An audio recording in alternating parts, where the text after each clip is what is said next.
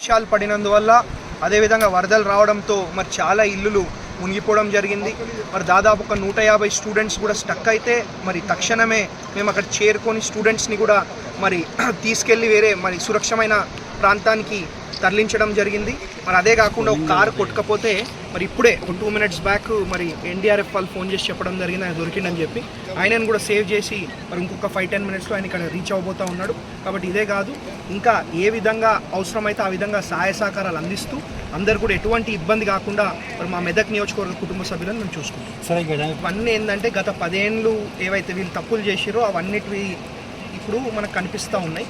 కాబట్టి కొంచెం ఇప్పుడు ఈ వర్షాలు తగ్గినాక అందరు సేఫ్ అయినాక దాన్ని ఏ విధంగా చేయాలో ఆ విధంగా చేసి మరి దానికి సొల్యూషన్ తీసుకొస్తామని తెలియదు. ధూప్ సింగ్ తాండా బ్రిడ్జ్ కూడా పెట్టడం జరిగింది. ఏంటంటే ఆ కాంట్రాక్టర్లు ఇంతకుముందు ఉన్న పాలకుల తప్పు వల్ల ఆ పని ఆగిపోయింది.